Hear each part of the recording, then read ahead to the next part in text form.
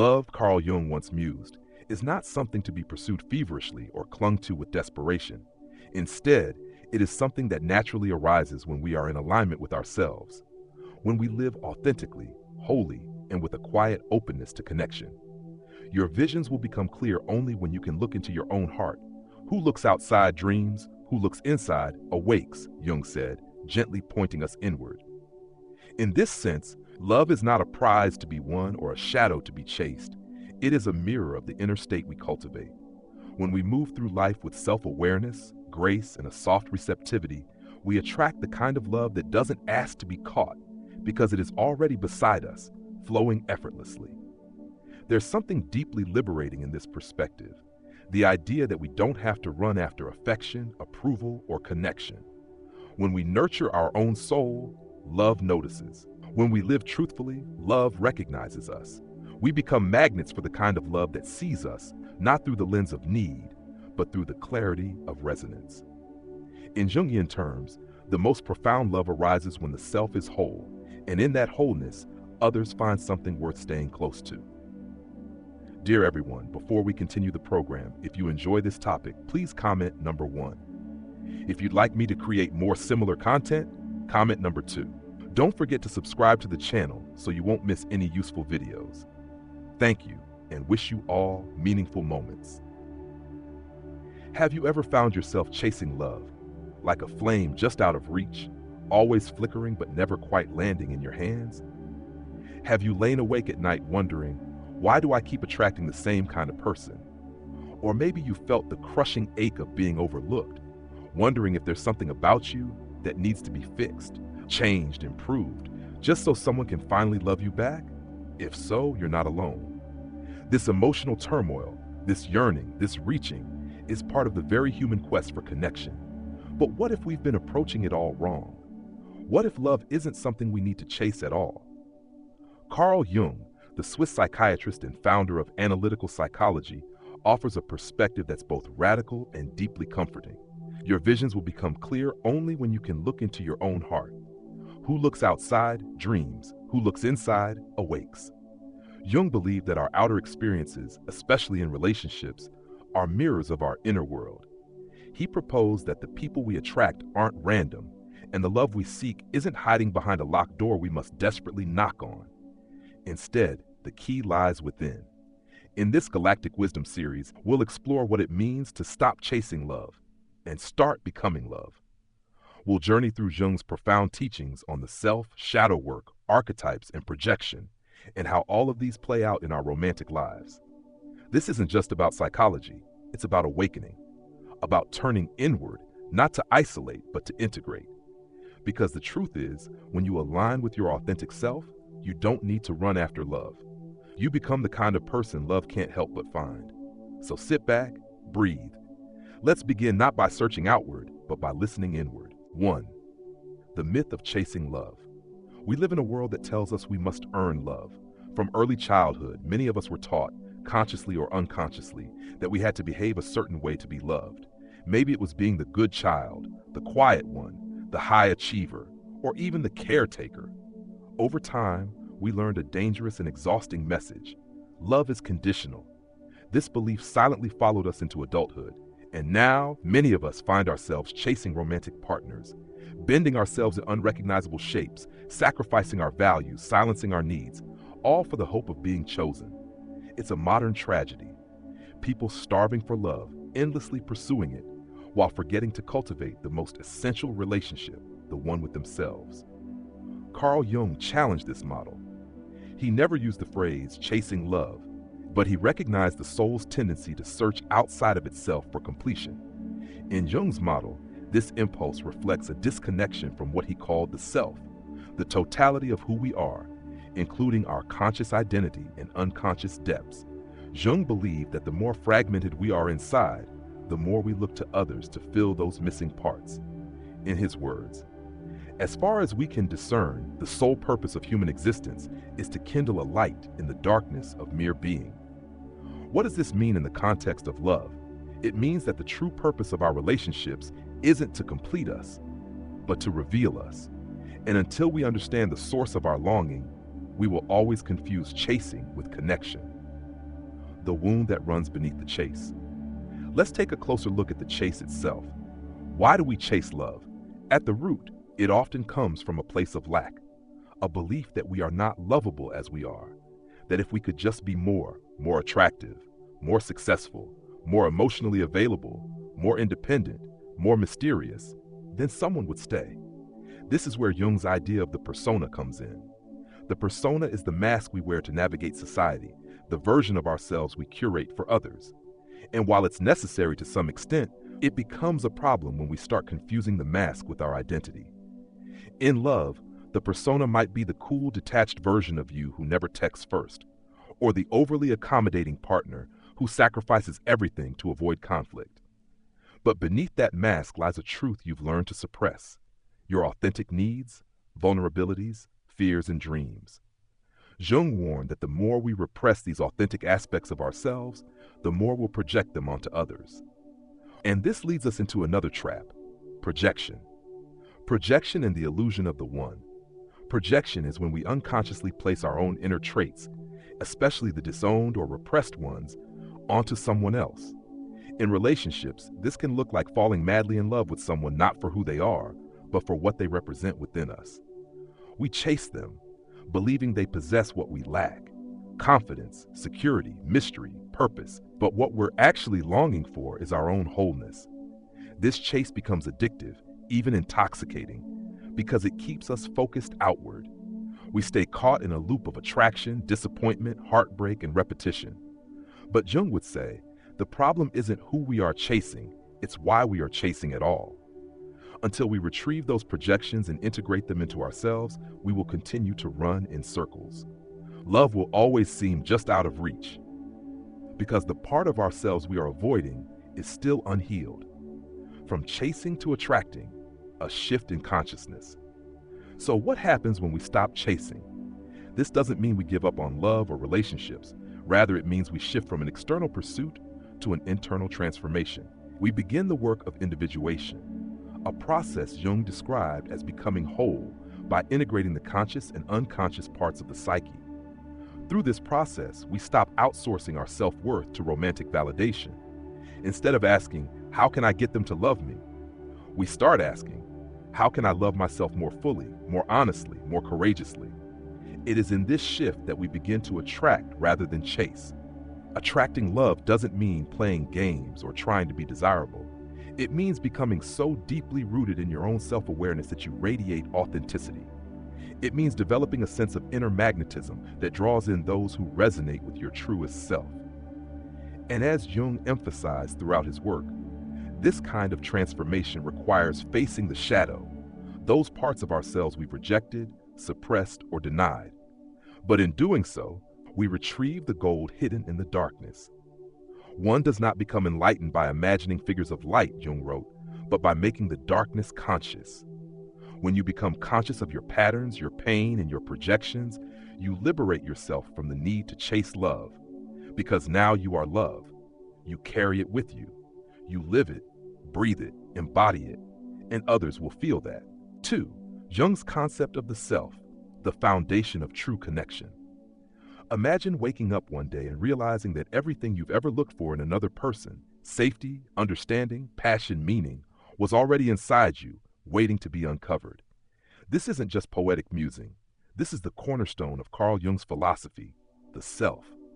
When Jung spoke of the self, he wasn't referring to our surface-level identity, our name, job title, social roles, or even our personality traits. All of these Jung grouped under what he called the ego, our conscious sense of I. The self, in contrast, is something vaster. It is the totality of who we are, encompassing both conscious awareness and the deep, mysterious world of the unconscious. Think of it like an iceberg. The ego is the tip above the water, while the self is the entire mass beneath. The self, wholeness beyond the mask. The self is not just the sum of our parts. It is our potential, our blueprint for wholeness. It contains our values, our intuition, our creativity, our wounds, and our capacity for healing. It is both who we are and who we are becoming. This concept is critical in love, because when we seek love from the perspective of the ego, we often do so out of neediness, fear, and insecurity. We want someone to affirm us, to stabilize our emotions, to rescue us from loneliness. These relationships may look passionate on the outside, but they are often riddled with anxiety beneath the surface. But when we relate from the level of the self, love becomes something offered, not extracted. It becomes a shared journey, not a rescue mission. As Jung wrote, the privilege of a lifetime is to become who you truly are. And who you truly are, beyond conditioning, trauma, and cultural expectations, is someone already worthy of deep, soul-aligned love. Individuation, becoming who you really are. Jung's entire model of personal development revolves around a process he called individuation. This is the journey of integrating all the disowned, unconscious, or hidden parts of the psyche into a unified whole. In practical terms, acknowledging your emotional wounds and triggers instead of projecting them onto others. Facing your fears about abandonment, commitment, or rejection with curiosity instead of avoidance. Exploring your dreams, instincts, and imagination as gateways to self-understanding.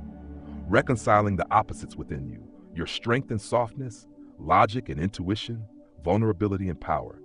In love, individuation means you no longer approach relationships with a half-formed self.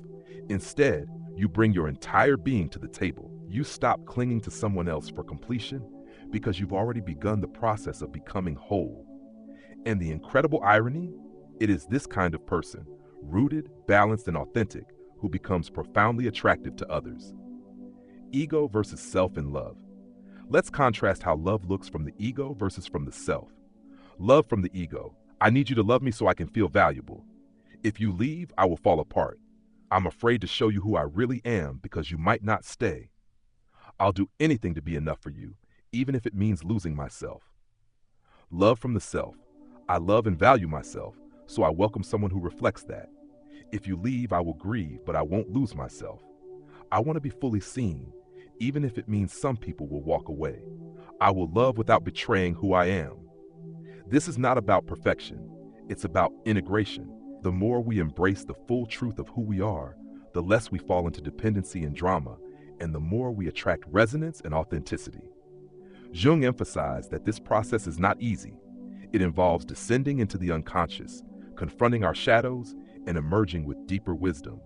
But it is the only path to real love, not the kind born of fantasy, but the kind that is grounded, luminous, and transformational. Until you make the unconscious conscious, it will direct your life, and you will call it fate. Many people believe they are unlucky in love, that they always attract the wrong person. But from Jung's lens, these recurring relationship patterns are not fate. They are messages from the unconscious, asking to be understood and integrated. Why wholeness attracts. When you begin aligning with yourself, you emit a very different frequency. You are no longer performing or playing a role. You are not trying to be someone's ideal partner. You are simply being you, with sincerity, presence, and self-respect. This energy is magnetic, not in a flashy attention-seeking way, but in a way that invites authentic connection. Because here's a profound truth. Wholeness recognizes wholeness. People who are also doing their inner work, who are honest with themselves, emotionally available, and self-aware, are drawn to others who embody the same. You begin to move out of trauma bonding and into conscious partnership.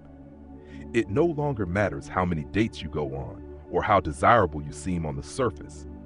What matters is the energy you carry, the quiet confidence of someone who has met their own soul. 3. The shadow in love. What we reject, we chase. Have you ever found yourself irresistibly drawn to someone, despite knowing deep down that they may not be good for you? Or maybe you've noticed a frustrating pattern in your relationships, falling for emotionally unavailable people, getting stuck in one-sided dynamics, or feeling like you become someone else entirely just to keep the connection going. Carl Jung would say, this is not coincidence. This is your shadow calling. What is the shadow? In Jungian psychology, the shadow represents all the parts of ourselves we reject, deny, or suppress. These aspects are often hidden from our conscious mind because they don't align with the image we want to portray, our ego ideal. The shadow can contain everything from jealousy, neediness, and rage, to softness, vulnerability, and even joy, anything we've learned to disown in order to fit in or be accepted. The shadow is not bad. In fact, it's deeply human. But the danger arises when we leave the shadow unexplored. When that happens, it begins to act out, not directly, but indirectly, through projection and unconscious behavior. And nowhere is this more visible than in our romantic relationships. The shadow is a moral problem that challenges the whole ego personality, Jung wrote.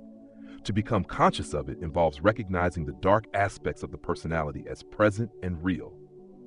In other words, the parts we don't want to deal with inside ourselves, we will end up confronting in other people. The role of projection in love. Jung believed that when we don't acknowledge our shadow, we unconsciously project it onto others. This is especially intense in romantic relationships, which act like mirrors to our inner world. We might fall in love with someone because they seem so confident while we've buried our own assertiveness, obsess over someone's mystery and emotional distance because we're disconnected from our own emotional boundaries, feel repulsed by someone's clinginess when part of us secretly longs for that kind of closeness. This is what Jung meant when he said, everything that irritates us about others can lead us to an understanding of ourselves. The people we love, and the ones we fear, envy, or criticize, are often reflecting back parts of our own psyche. Romantic patterns as shadow clues. Let's make this real. Suppose you keep falling for emotionally unavailable partners. You might interpret this as bad luck or blame those partners for not loving you properly. But through Jung's lens, we'd ask, what part of me is unavailable to myself? What feelings, desires, or needs am I ignoring or pushing away? Where am I afraid of true intimacy, even as I crave it? By examining your patterns, you begin to trace the outline of your shadow. Every heartbreak, every toxic dynamic, every confusing attraction, it's all feedback, not punishment, not proof of your unworthiness, just guidance. The shadow isn't trying to hurt you, it's trying to complete you, but it won't do so through surface-level affirmations or bypassing. It requires a courageous willingness to sit with your discomfort, to face what you've been hiding, not just from the world, but from yourself. Integrating the shadow. So how do we work with the shadow? Jung's approach was not to destroy or fix the shadow, but to integrate it. Integration means making conscious what was previously unconscious and finding a way to bring those parts into dialogue with the rest of the psyche. This might involve journaling honestly about your feelings and patterns, especially the ones you feel ashamed of. Dream work, which Jung saw as a direct window into the unconscious. Therapeutic support, especially depth psychology or shadow work-focused modalities. Inner child work, where you explore early experiences that taught you certain emotions or traits were unsafe or unlovable. And most of all, it requires radical self-compassion. You cannot integrate what you continue to judge. You cannot heal what you insist on hating. When you turn toward your shadow with curiosity and care, something remarkable happens. The compulsions begin to loosen. You no longer feel magnetized to unhealthy partners. You stop needing to prove your worth. You begin to relate to others not from a wound, but from a wholeness. Shadow love versus conscious love. Let's contrast two types of love, shadow love and conscious love. Shadow love, fueled by intensity and projection, contains unspoken contracts like, you will fix me or you will give me what I never received. Often cyclical, dramatic, and laced with fear of abandonment, leaves you feeling addicted, anxious, or depleted.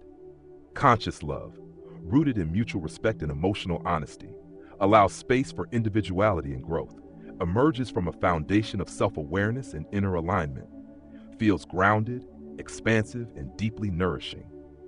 When we integrate our shadows, we shift from the former to the latter.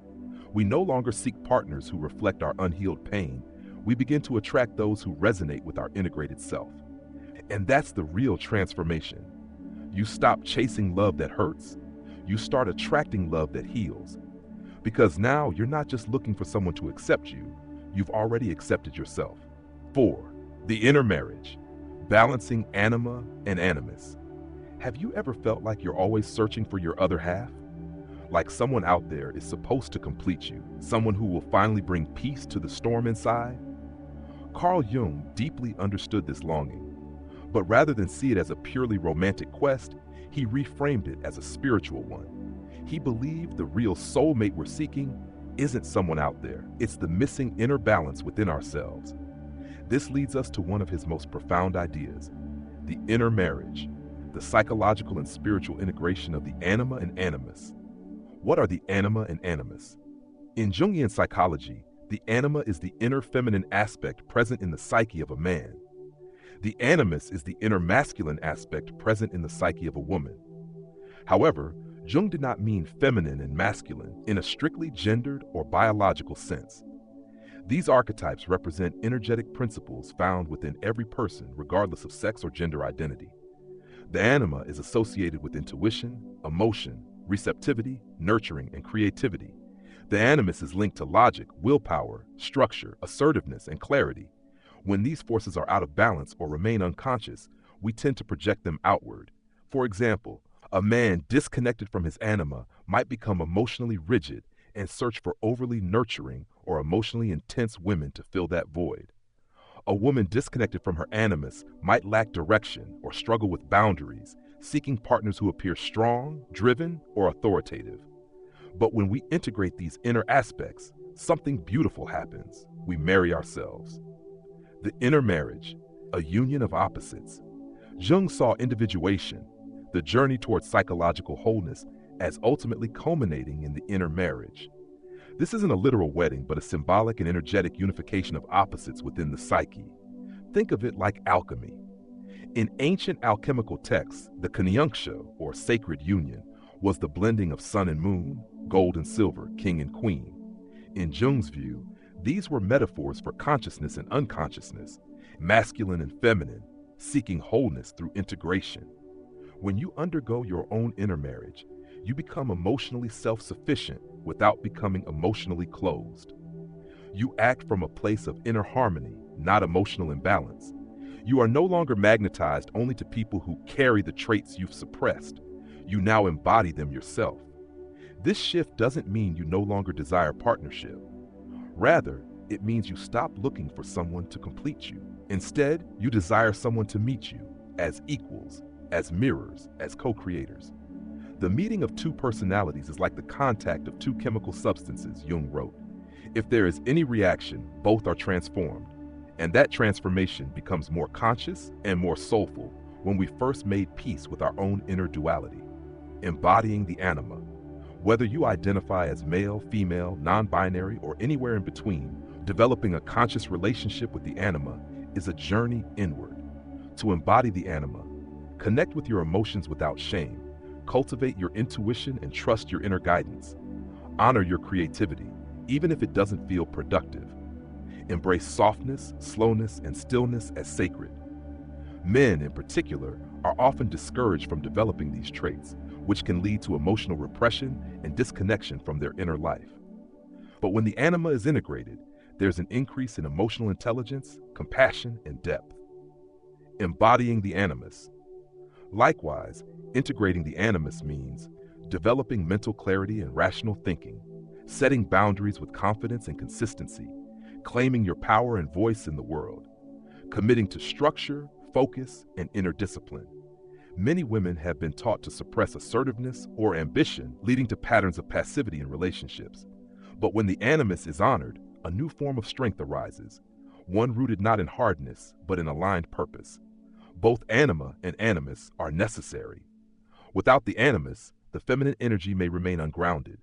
Without the anima, the masculine energy may become unfeeling. But when the two are in balance, a deeper, richer expression of self emerges. How the inner marriage transforms attraction. When you've married your inner masculine and feminine, you show up in relationships with clarity and emotional availability, purpose and receptivity, boundaries and softness, strength and surrender. You no longer search for someone to fill your gaps.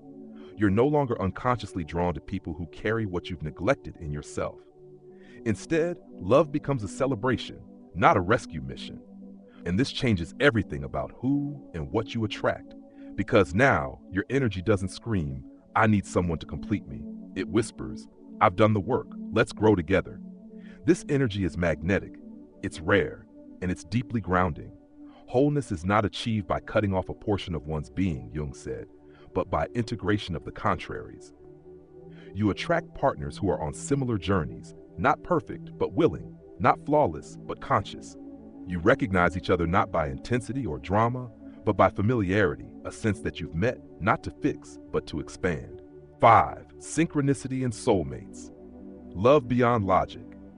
Have you ever met someone at exactly the right moment, when you weren't looking, when you least expected it, and felt an inexplicable pull, as if your meeting had been arranged by something larger than coincidence?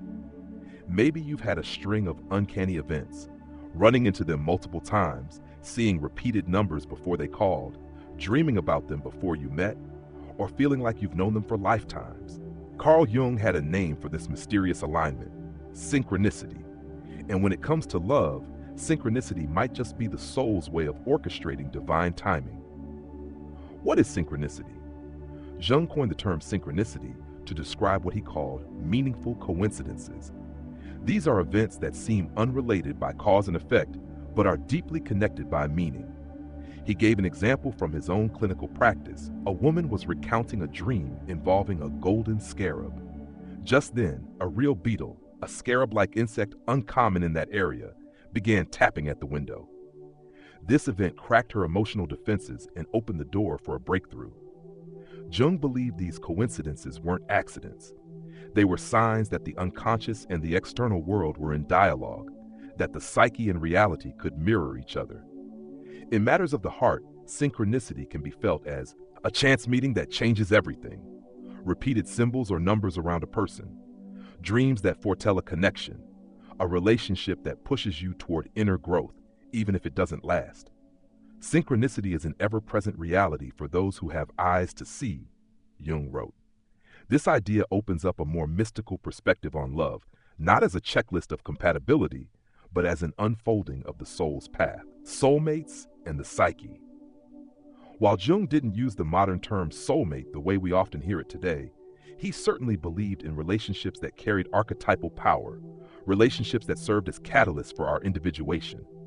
These soul-deep connections are not always easy or romantic. Some may arrive as painful mirrors. Others may come softly, showing you what peace feels like. But they always serve a purpose beyond the ego's desire.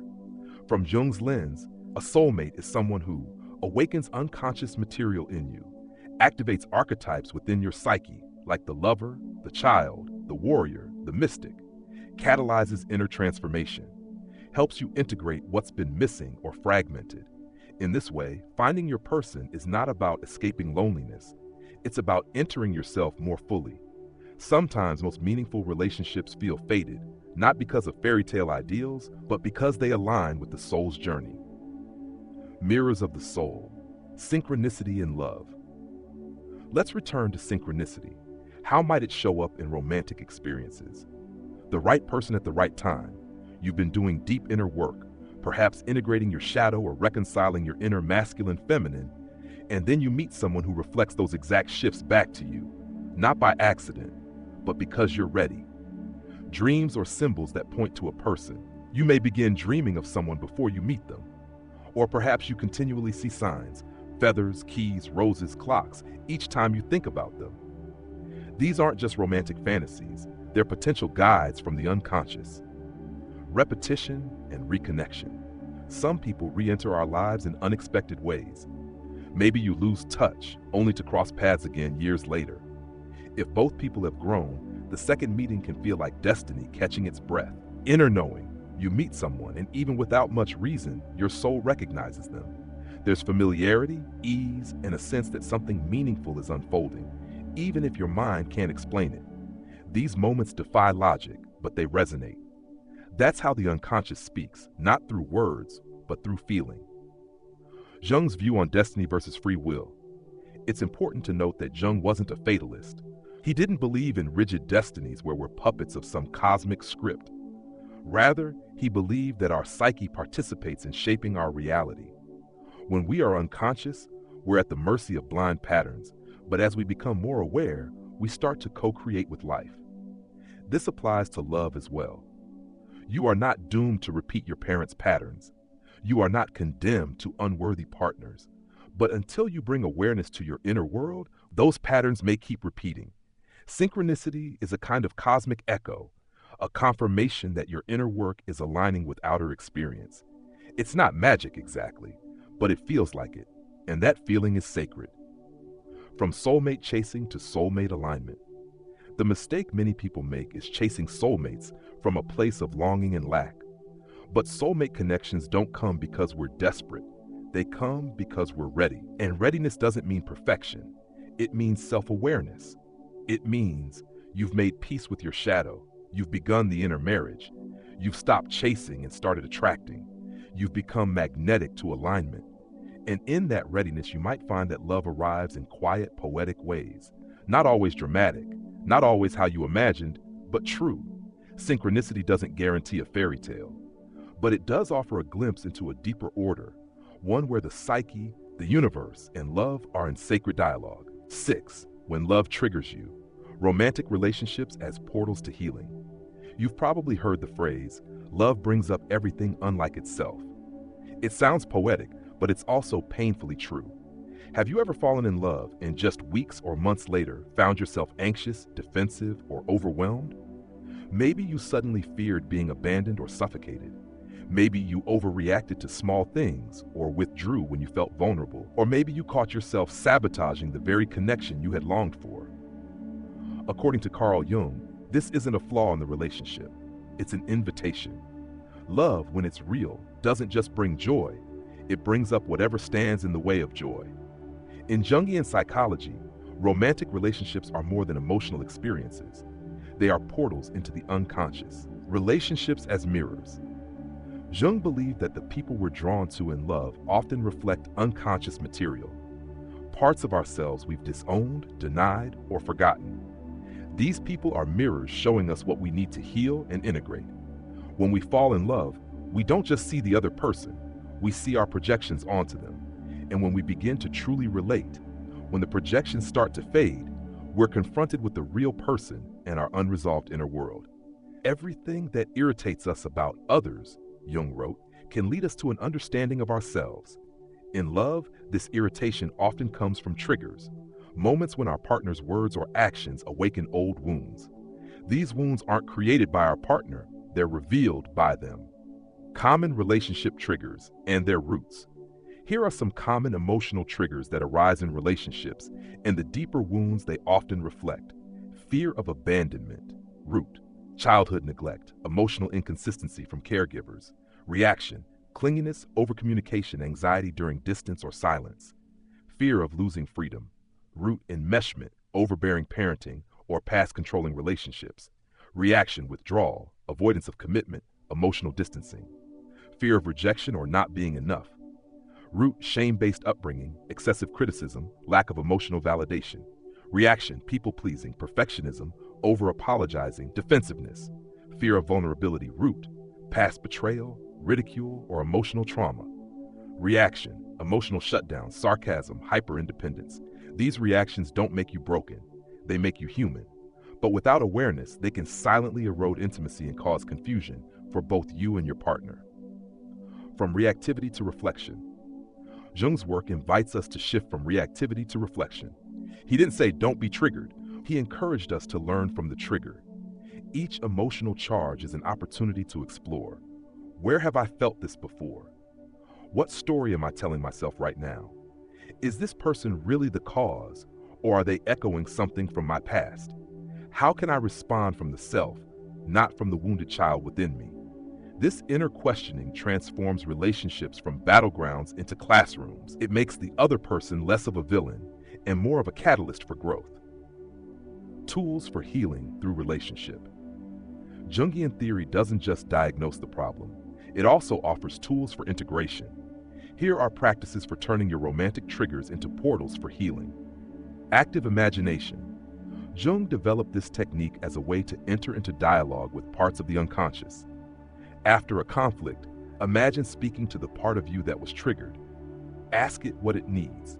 Let it respond. This allows your conscious mind to integrate the wounded part rather than exile it. Shadow journaling. Write about the traits in your partner that frustrate or hurt you. Then ask, where does this live in me? This helps reclaim your projections and own your emotional experience. Dream analysis. Dreams often contain symbols reflecting your inner state. Recurring dreams after romantic conflict can point to deeper fears or inner truths that your conscious mind may be avoiding. Somatic awareness. Notice where you feel emotional responses in the body: tight chest, clenched jaw, fluttery stomach. Bringing presence to the body helps bypass mental loops and releases unconscious tension stored in the nervous system. Inner child work. Often your romantic wounds are echoes of childhood unmet needs. Spend time connecting with your inner child through visualization, letters, or affirmations to build emotional safety from within. When you do this work, you're not just improving your relationships, you're building a bridge between your conscious self and your unconscious depths. This is what Jung called individuation, and relationships are one of the most powerful arenas in which to practice it. Conscious love is healing love. When two people are committed to awareness, the relationship itself becomes a sacred container for healing. You begin to say things like, "I was triggered just now. Can we talk about it? That reminded me of a time I felt abandoned as a kid. I want to stay connected, even though I feel afraid." This kind of language isn't too much. It's revolutionary. It opens the door to connection instead of conflict, repair instead of rupture. And when your partner meets you with presence rather than defensiveness, that's love as medicine. It's love not as fantasy, but as transformation. Where love rules, Jung said, there is no will to power, and where power predominates, love is lacking. This is not to say that all relationships are meant to last forever. Sometimes love shows up to heal us, to awaken us, and then to move on. But even those connections are sacred. They leave fingerprints on our soul, guiding us home to ourselves. Becoming magnetic, the power of authenticity and inner alignment. Have you ever met someone who wasn't flashy, loud, or particularly conventionally attractive, but there was just something about them? They were grounded, warm, real. You felt at ease in their presence. They didn't try to impress you, but they left an impression. That's what magnetism feels like. Carl Jung might say, this person is in alignment with their self. And in the realm of love and connection, nothing is more magnetic than authenticity. You don't have to chase love when you're deeply aligned within. You become a beacon for the kind of connection that is drawn to wholeness. What does it mean to be magnetic? Magnetism is not seduction. It's not about crafting a perfect persona, learning clever lines, or manipulating your image to be more desirable. Magnetism is the natural radiance of a person who is fully themselves. It is the presence of someone who is no longer fragmented or performing, but integrated and authentic. When you are magnetic, you don't need to convince others to love you. You are not desperate for attention, but open to connection. You don't fear rejection because you no longer reject yourself. The most terrifying thing is to accept oneself completely, Jung once wrote. But that's where the power lies. Because when you accept yourself fully, your light and your shadow, you begin to attract people who resonate with your truth, not your mask. Authenticity, the soul's frequency. So how do we move from performance to presence? It starts with authenticity, the commitment to show up as you are, not as who you think others want you to be. Authenticity in love means saying what you mean, even if your voice trembles, expressing your desires without shame, owning your boundaries with clarity and compassion, letting go of the need to be liked in favor of being seen. Many people are terrified of showing up this way in relationships. Why? Because authenticity risks rejection. But Jung would remind us that if someone rejects your truth, they were only ever in love with your persona. That's not real intimacy. That's projection. When you start showing up as your unfiltered self, something amazing happens. Some people fall away. They were never aligned with your essence. Others are drawn to you, deeply, sincerely, and without you having to chase them. That's the paradox. When you stop trying to be attractive, you become magnetic. Alignment, living from the self. To be magnetic isn't just about honesty. It's about alignment, living from your center, from yourself. When your inner world and outer actions are aligned, people feel your integrity. You become trustworthy, not because you say the right things, but because you are what you say. Alignment looks like your words matching your values, your boundaries reflecting your self-respect, your choices flowing from inner clarity, not outer pressure, your love being expressed freely, not to win someone, but to share your truth. This is the essence of Jung's work, the journey from ego to self. When you live from the self, you stop looking for others to tell you who you are.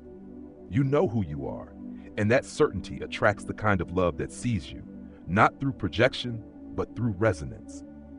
Becoming the kind of person you want to love, instead of asking, how do I find someone who will love me? Ask, how can I become the kind of person who embodies the love I seek? This is a fundamental shift, from searching to becoming. If you want a partner who's emotionally available, become emotionally available to yourself. If you want someone who honors your needs, start honoring your own. If you want deep connection, cultivate deep connection within. This doesn't mean becoming self-sufficient to the point of isolation. It means becoming emotionally sovereign, so your relationships are born from abundance, not lack. The law of psychological resonance. Here's a subtle truth Jung hinted at again and again. We don't attract what we want, we attract what we are. If you're craving love but constantly emitting fear, you'll attract avoidance. If you long for devotion but betray yourself, you'll attract betrayal. But when you begin to embody the energy of what you seek, self-respect, emotional depth, clarity, you create a resonance field. You don't need to try to be magnetic, you become magnetic. Because wholeness is attractive, truth is attractive, self-awareness is irresistible. Practices to cultivate inner magnetism. Here are a few ways to develop this presence in daily life. Daily authenticity, check-in. Ask yourself, where did I honor myself today? Where did I abandon myself? Adjust as needed.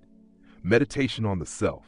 Spend time in stillness, connecting to the felt sense of your deeper self, not your roles or thoughts, but your essence. Authentic expression, journaling. Write honestly each day without censoring. Let your truth emerge through language. Shadow integration work.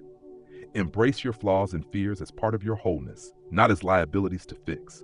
Heart-centered living. Before acting, ask, is this coming from love or fear? Let love, not approval-seeking, lead the way. 8. Wholeness attracts wholeness. Love is a mirror of inner truth. So here we are, at the final chapter of this inner journey through Carl Jung's wisdom on love, the self, and attraction. By now you've seen a truth that runs deeper than any dating advice, compatibility quiz, or romantic storyline. That truth is this: love doesn't need to be chased, it only needs to be aligned with. You don't need to perform to be loved, you only need to be whole. Because the kind of love that transforms us, uplifts us, and stays with us is the kind of love that mirrors back our own authenticity. Love as the final mirror. Jung taught that the outer world is a mirror of the inner world. This is especially true in intimate relationships. When you are fragmented inside, divided, ashamed, suppressing parts of yourself, you will tend to attract relationships that mirror that fragmentation. They may feel intense, even magical at first, but they will often activate wounds you haven't yet faced.